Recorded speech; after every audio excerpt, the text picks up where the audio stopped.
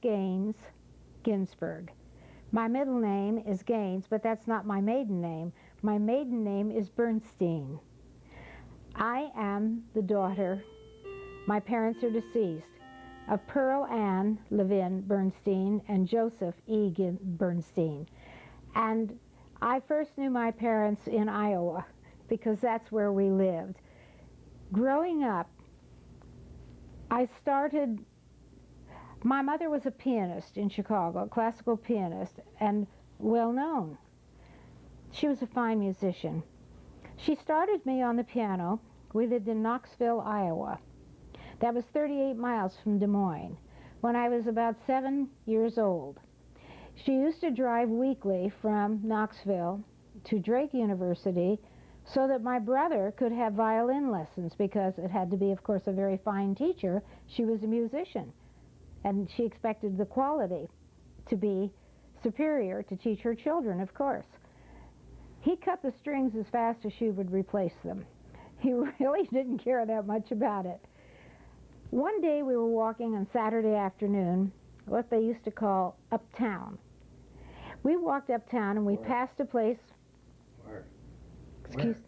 Where did you walk downtown? In Knoxville. Okay. We were walking and I heard piano music. And I said, "Where's the music coming from?" And I remember this as a memory, not clear but truthful. I said, "What is that, Mother?" And she said, "Well, I think that's where the children take dancing lessons." I said, "Can we watch?" We had just left the library, which was on the other corner. Typical small town, was on the other corner of the block. And as we walked uptown to get to the main street, there was this music coming out the door and the windows. It was a fall, and the windows were open. And she said, "Well, I suppose we could." And we went inside, and there was a red-headed lady with marcelled wavy hair at the piano, and this nice young woman, and the children were dancing, and I said, "I'd like to do that." I was 7.5 years old. So she made arrangements that day, and I started taking dancing lessons. And that's how I started dancing, was a result of this. Barbara Isaacs was her name. She came from Des Moines once a week because she was too young to go away and dance professionally. Her parents didn't want her to go. To me, she looked like an adult, but she must have been all of 18 years old. So that's how I started. The next year we moved to Des Moines. I was in 4th grade. They recommended a teacher. She recommended a teacher, and that's how I came to be eventually with a teacher named Rose Lorenz, who was very well known. Rose was my mentor from that time on until she was 95.5 years old, had retired 20 years prior to that to Sun City, Arizona, and she died 2 years ago. I used to go every year and spend her birthday with her that weekend, and sometimes Easter Sunday. So dance was very important, and she had no children of her own. She played a very important part in my life, in my attitude to teaching. I was fortunate. I had a good education, very fortunate. I attended the University of Iowa and also Drake University. I went to Chicago first to dance because from the time I was a young teenager, like in the summertime, my mother would take me or my brother and me. I also had the other brother, as I told you, who was handicapped. But he walked, and he went to 11th grade in school. There was no special education, so they just passed him along. He was really the reason that we moved to Des Moines, because my mother wanted to find more opportunity for him than there was in a small town, to help him be trained or to help him have more education. And also my brother, he wasn't younger, he was older than me, but the youngest of the two brothers, it was time to start training for like bar mitzvah. And there was no place like that. There was one other Jewish family in the city, and that was my father's sister and her family. So they ended up eventually moving to Oskaloosa, where my family roots were on my father's side, and everyone in Oskaloosa would know the Bernstein family, even to this day. So I just kept dancing. In Chicago, I went to Stone Cameron School, which was countrywide of renown, and I was very grateful for the education that I had. And I kept dancing. And after I got through school, that's where I went to start to perform. And I went to New York. I studied at Neighborhood Playhouse there. And what else can I tell you about dance except it's been very important in my life? Pardon? Schlaifer. Oh, yes. I mean, I danced in clubs because I was a club dancer. Also Chicago Ballet. What were you going to ask? When did you go to Chicago? And where did you go to high school in? Well, I graduated from Roosevelt High School in Des Moines. Okay. What kind of work did your father do? My father was what you used to call hides and furs, wool hides and furs. That's what he did. And how he met my mother is, my grandparents, my mother's parents, had a department store in Marshalltown, Iowa, in partnership with my grandfather's brother, my great uncle. It was called Levin Brothers, and it's where the Yonkers store many years later ended up. During the Depression years, it didn't do well. They went back to Chicago. But during that time, whenever my father, who was going around in the countryside to buy the hides and the furs, which I understand at that time, I don't know if it's still done, but that's what they did. Whatever Jewish families were there, and there were about 20 at that time, they would always take in someone on Shabbos for a Friday night. And my grandparents had him on Friday night, and he met my mother, and that's how they met. And they were married, and a long time later, but every time he came through, that's who he saw. And they were married at home. And unfortunately, I don't have a picture of that wedding. But my mother's actually a first cousin, but she was reared as her sister, and her name was also Pearl. She has a picture. Since she died, I have never been able to get it from the children, but there is a picture of my mother's wedding in that, and someday I hope that I will have it. But she was married at home, and my mother used to describe it to me, how they had Smilex and things coming down the staircase. And in my bedroom, up on the shelf in a box, is my mother's wedding dress. And it was fine, fine tulle. Her great aunt had made it for her, fine tulle, and it's almost in little shreds because it was never preserved. But I've kept it anyway. And that's it. I'm a very sentimental person. Were your parents born in this country? My mother was born in Chicago. My father was born in, trying to think of the name of the city.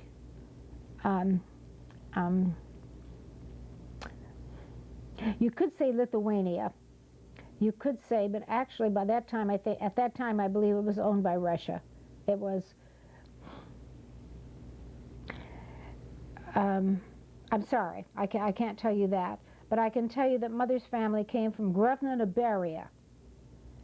And I'll tell you who else did. Do you remember Rabbi Katz?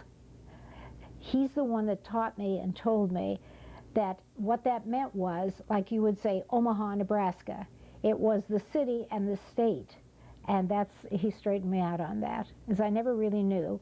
But and in the old country, my grandfather went to yeshiva, and I'm speaking maternal. And she ran what would be like a store that held not only grain, but also clothing. It was like a general store. He came to this country because part of his brother, they came from large families, both of them. And they were second cousins, I believe. I was always told that. They came to Chicago because his brother was there. He stayed for a year, then he went back there to where they came from, and he returned and sent for the family, which I guess is a very common story, that somebody would precede them, like the father in the family, and that the mother and the children would eventually come. What else could I tell you? Well, okay, how did you come back to Des Moines and how long were you in Chicago first? A year. And then why did you come back to Des Moines? Joe. Why? To stay? Joe. No. Oh, okay. Now, Well, actually, now, Al, that's not true. That's not altogether true. My father was ill part of that time, and I felt my mother needed me. And I came home because I felt she needed me.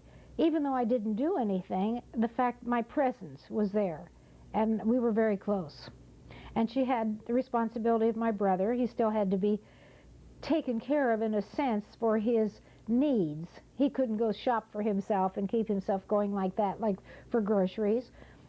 And I felt she needed me. So I came home and I stayed a while. And that's when he and I became very good friends, through that Prospectors Club. And that was how. And then I went back to Chicago and I realized I missed him, and I came home and stayed.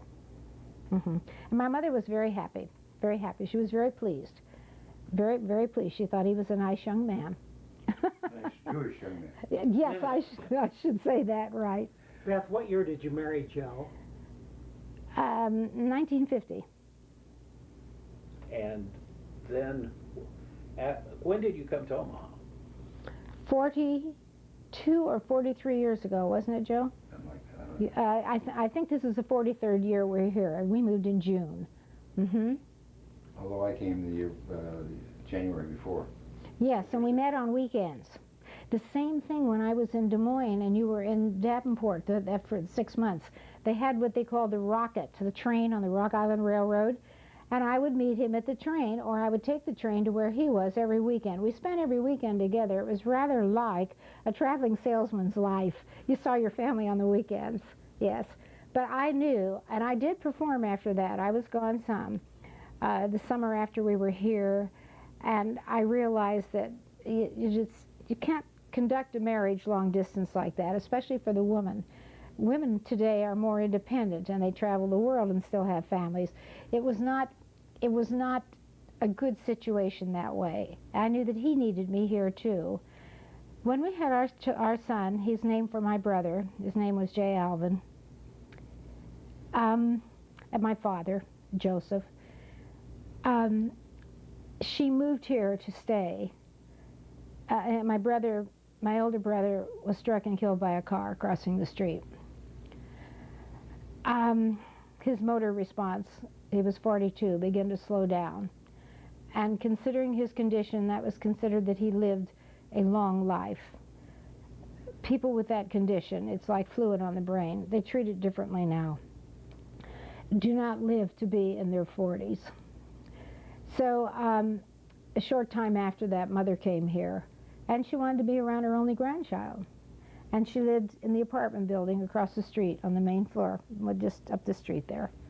And she eventually, when she was 85, she had esophageal cancer, which was not discovered until it was too late to do anything except radiation. But it had metastasized. And that was that. What else can I answer? How long have you lived in this house? 39 years, last June 16th. So most of your time has been here. And then how did you get to teaching? How did I beg your pardon? How did you get into teaching? Oh, well, I used to help Rose in the studio, for one thing, and then Stone and Cameron had a teacher's course. When I was in school, I was a theater major. It did not involve dance in that sense. And I also studied extensively in New York every summer. And because a dancer goes to class every day, or 2 or 3 classes, it's like an athletic. I am an athlete, only it's an artistic athleticism. You don't take time off. You don't have seasons of the year where you're inactive. A dancer dances all the time. I took class actively,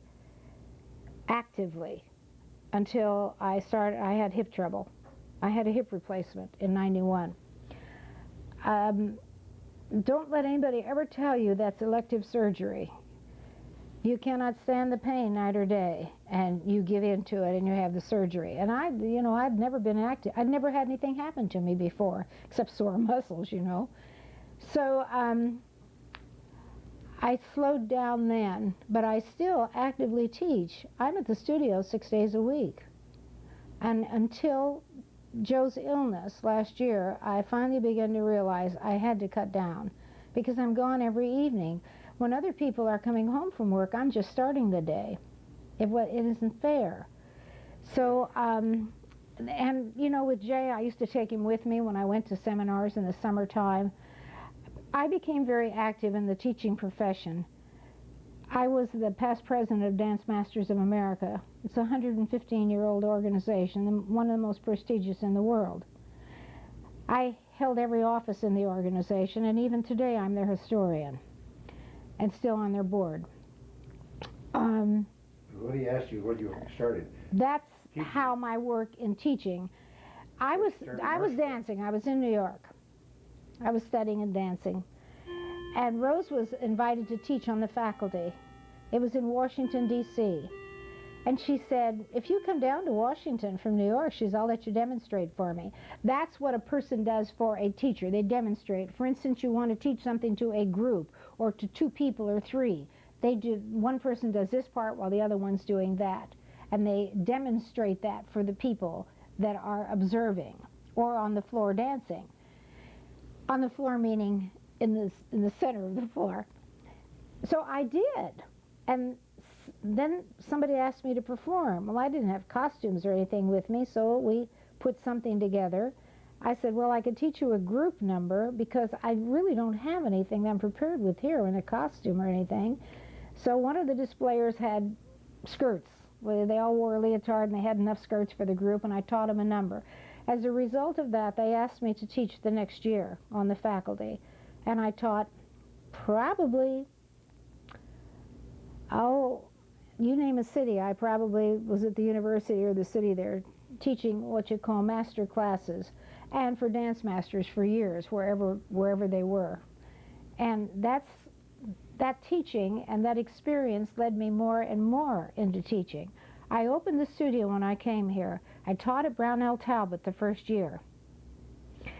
And then it became part-time. It became too difficult to do that and operate the studio too, because I did all my own teaching. And I didn't use demonstrators then. I was just starting out in the center building over here.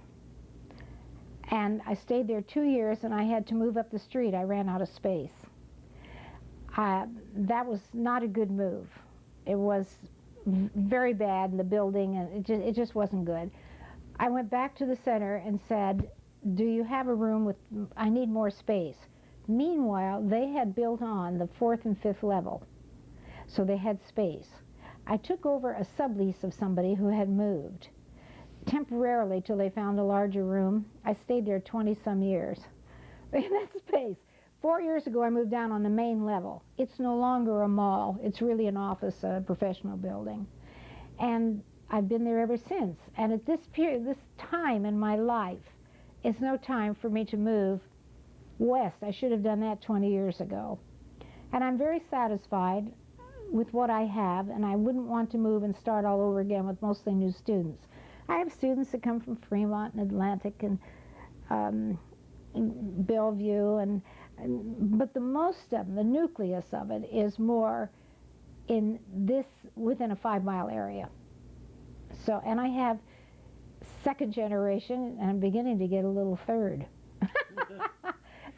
And people come by recommendation, or somebody will say, who do they go to when they're new in the city? And they'll say, well, Beth Gaines. More people know me as Beth Gaines than as Beth Ginsberg. Well, just as Joe has done volunteer work, I know you have done some too. Yes, I have. And what type of? Well,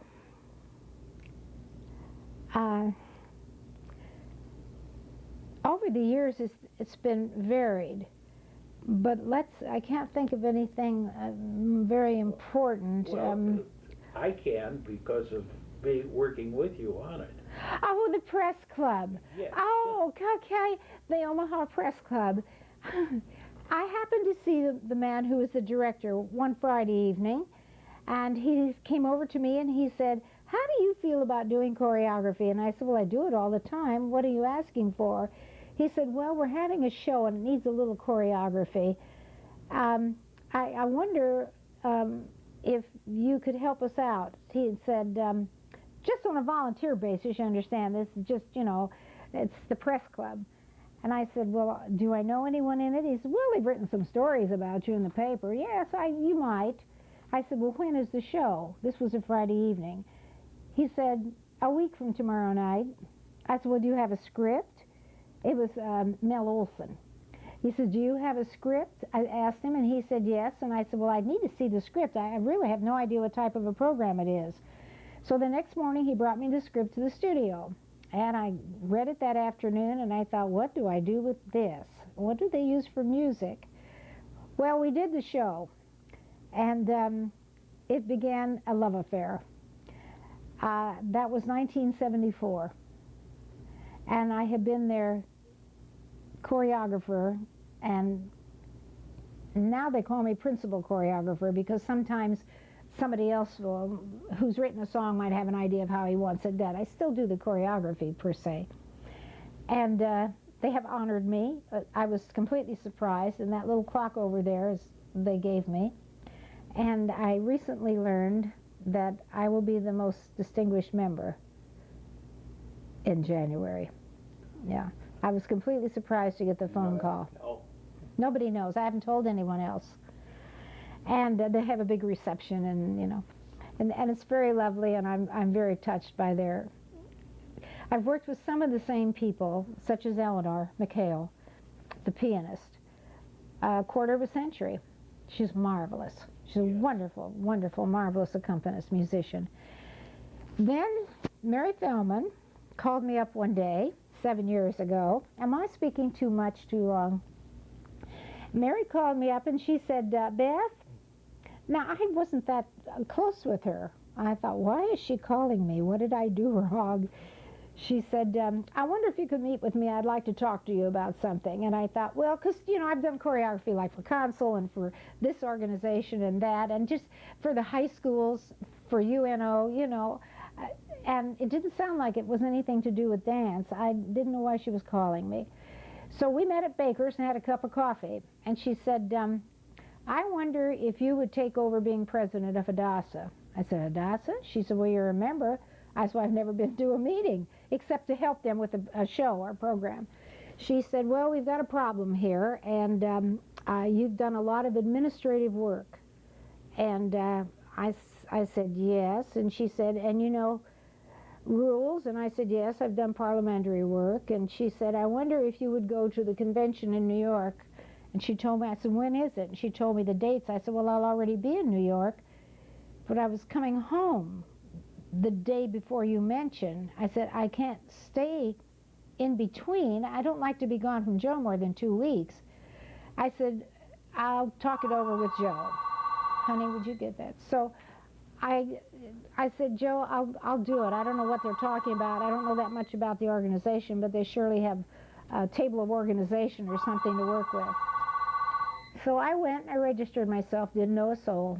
There was one lady there from Des Moines that I had known from in childhood. Yes. I was Yes, how are you? captivated. 1,500 Jewish women in the same place. They did. I was captivated to think, these nice people, Daniel was, brilliant speakers, I think we sort of thought him out just to try projects and doesn't understand that why he missed involve research, education, forestation, and everything you can imagine. That's for the good. So I came home and I was filled with enthusiasm, and I called a meeting together because, see, they had met for a while over the summer. And the person who really was what they called the regional president was very ill and was since deceased. So I'll let that go. I got it together, and she came to the meeting, and I asked her to run the meeting because I didn't know these people well. And I thought, I wonder if I'm up to this. I wonder if I can do it. That was 7 years ago. This is my 7th year. I cannot find a replacement. I cannot find a replacement. Nor can they, and I don't think they've looked very hard. So I said I didn't need the title of president, and they knew I wanted out. They've known that for 2, 3 years, 4 years. I said, I don't need a title. I'll keep on doing what is necessary to keep the organization going, and even if it's mid-year and we find someone who will take the responsibility, I will bow out. I'll help them. I'll train them. I'll do anything. I knew nothing. I wasn't given a scrap of paper. I had no information whatsoever, except from National. They started, sending me things. I'd never seen a form. I'd never seen their bylaws. I didn't know anything. But the regional president in Minneapolis was very helpful too. She sent me a notebook. So I read, and I learned. And I know that I could help someone if they would take it over. I know that I could train someone because, what did I know what Youth Aliyah was, and the names of the hospitals in Jerusalem. And I mean, there were things that I was unfamiliar. By the way, we went to Israel a couple years ago. Yeah. Yeah. They had a new mother-child pavilion, and we went, and I saw, you see the work that they're doing. It's wonderful. Okay, now let me think what else, Al. You want to stop for a second here? Yeah. Let me Who's he tell talking Joe to? what we're going to do. I'll tell you about our son. I'll try. Our son was our life. I sound like I was gone a lot, and he sounds like he was gone a lot. I took Jay with me when I traveled. Most of the time I took Jay with me. He and his father were very close in their growing up years, and I think he always preferred male to female until he got to the age where guys like females. He was very precious. He was very precocious. Being as a child with parents who were not young parents, even at that time, and he had a marvelous vocabulary. We discovered very early in his elementary school years that he was gifted. We didn't have him jump a grade or do anything. We just tried to keep him stimulated in an enriched life. He took voice lessons for a while. He took dance lessons for a while, but that didn't go over very much. Fortunately, there were a couple other boys in the class at that time. But he wasn't the best coordinated, let me put it that way. But he knew he wasn't going to go on the stage anyway. He attended Field Club School over here in Norris Junior High, and he started Central. He finished high school in 2 years. He went to summer school a couple of years, and he carried a heavy load, and he finished Central in 2 years. He would not go through graduation ceremonies because he just didn't care for that ritual. He used to go to with me every summer, as I say. Even where I went, he was around adults. He spoke like an adult. He was a prince of manners. He from being around adults, he had the manners of being trained because he was around people that were cultured and educated, and he picked up on those things. But he also marched to his own music, and he heard different music than traditionally. Marched his own drums. His own drummer. He caused us a lot of trouble in that way because I, by this time, had become quite conventional. And I thought you go through high school and you go to college and you find the career you're interested in and you follow it. Well, he was a free thinker. He traveled. Sometimes he hitchhiked. I would worry myself sick. He was a risk taker. Went down to Louisiana and got on the boats. Worked this was after high school, and after a couple years of college, in and out. He went to UNO in New Orleans. He liked to be around water. He was like a fish. When Bethel had the camp at Peony, and he was a little kid, we discovered that he loved to swim. That was one of the things. This is a toddler almost, preschool. He dog paddled out to the raft that was in the middle of the little lake out there. So I gave him American Red Cross not life-saving swimming classes. I had to make sure he could take care of himself. And for one summer, I remember that I paid a fee to use the motel on the corner of 72nd and Center, that I could take him swimming every day, and I was his lifeguard. And there was never anyone else there in the afternoon because it was a transit motel and the people were gone by afternoon. That was his sport. That's what he liked very much. He was very artistic. I have several paintings downstairs that he did. When he didn't bring things home from grade school, I'd say, honey, didn't you bring anything home the last day of school? He says, yeah, but I didn't think you'd want to see it. I went to school and I took it out of the trash barrel and had it framed. It's beautiful. He was not conventional. He was different. He finally, after 6 years of in and out of college, found what he wanted to do. He had 3 hours left over one year in a semester. So he took a course on, what do you call it? Paramedics. Paramedic. No, paramedic was here. MRI? what was it? Something below the level of paramedic that are, okay. So he took that, and he got very interested in it. And from that, he came back here, and then he went to Lincoln that last semester, and he came back. He was short 3 hours of graduating, 3 hours. So he was going to take a Spanish course to finish it, and he didn't get to do it because this job came up with the ambulance company. So he said, well, I'll do it part-time or something. But he is listed as a graduate of that year in Lincoln. And I had said to him when he wouldn't go through graduation, had the cap and gown, had everything ready. He said, I don't need to do that. I'll do it when I graduate from college. But it never happened.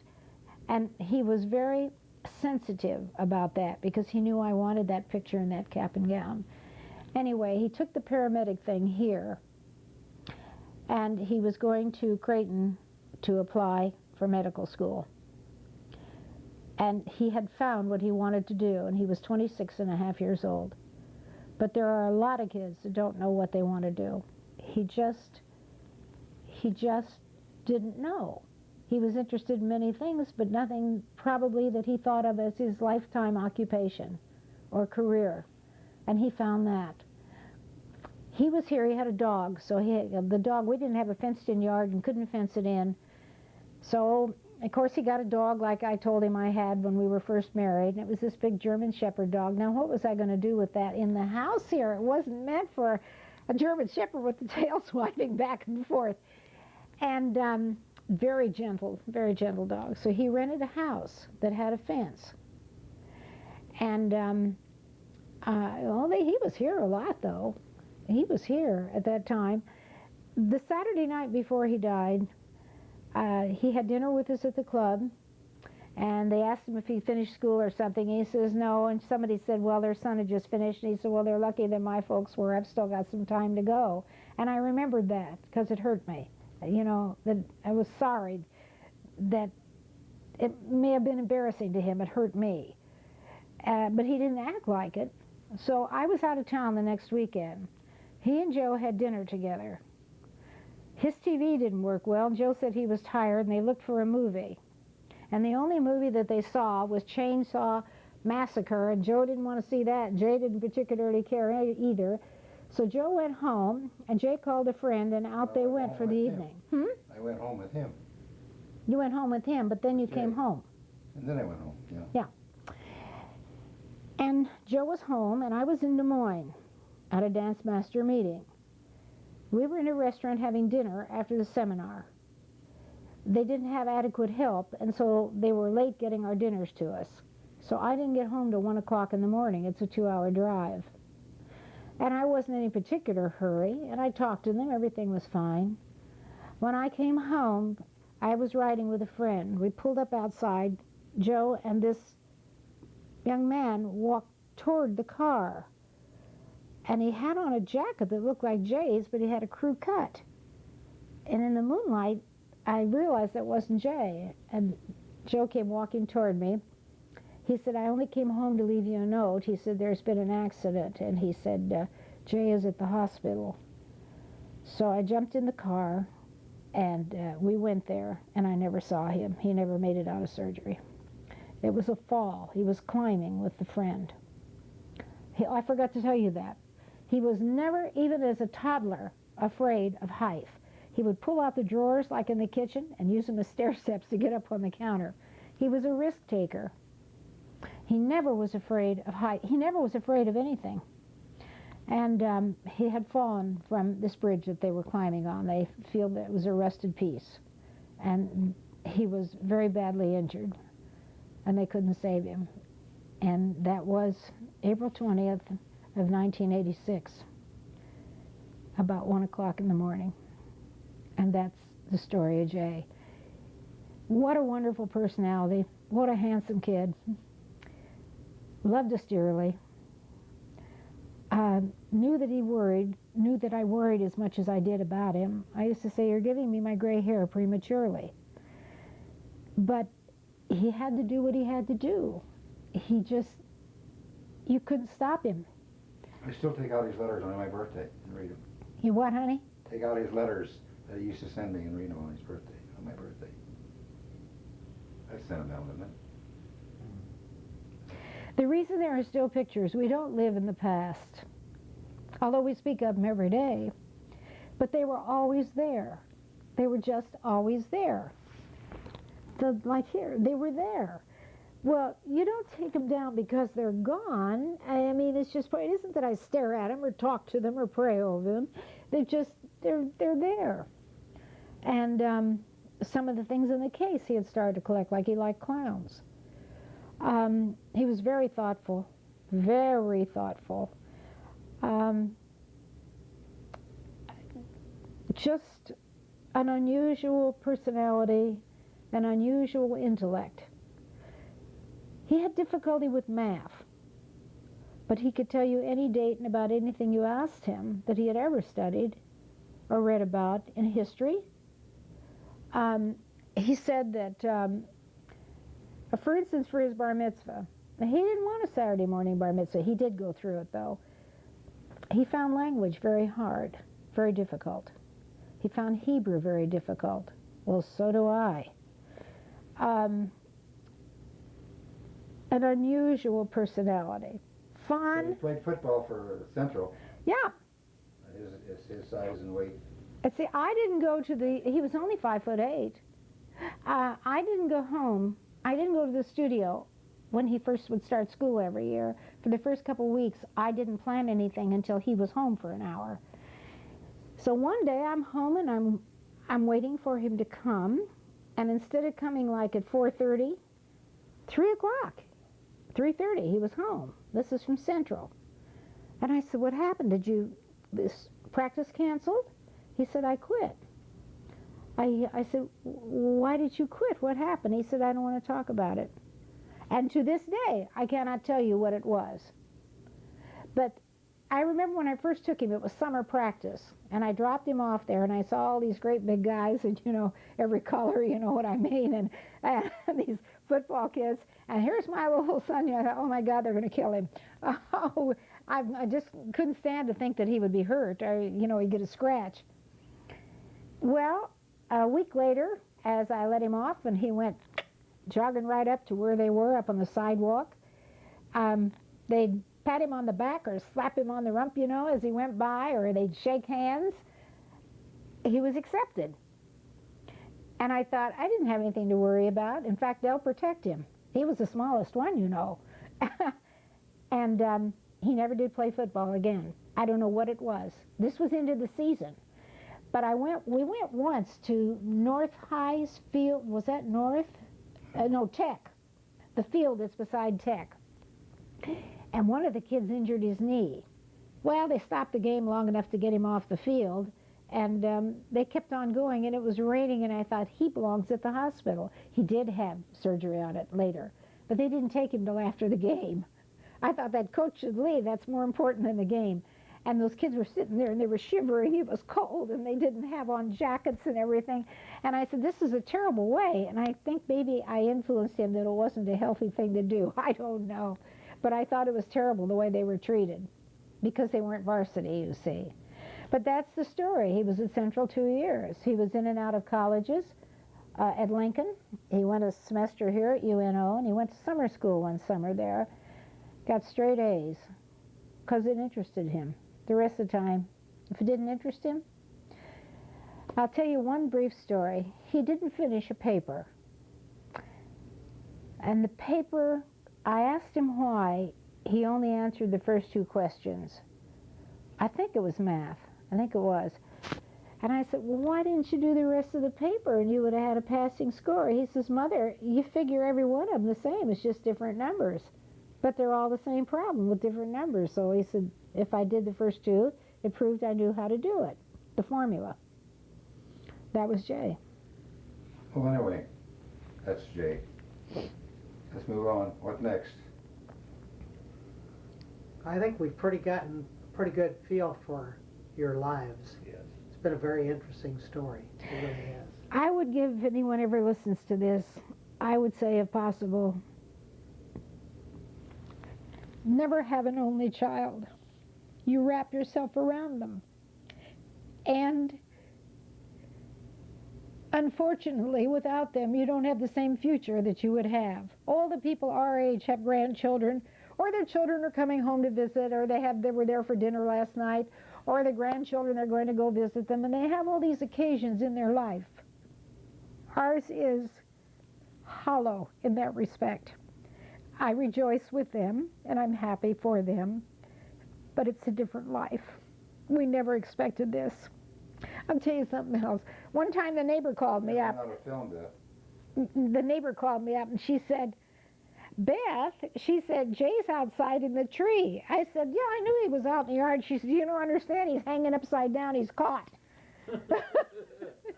So that's what I mean. He was very unconventional. Not easily influenced, I would say, by peers. Two of his closest friends from junior high on were identical twins, not Jewish. Each of them is PhD. One is at Southern Illinois University, and where is Buck now? I don't know. Denver someplace.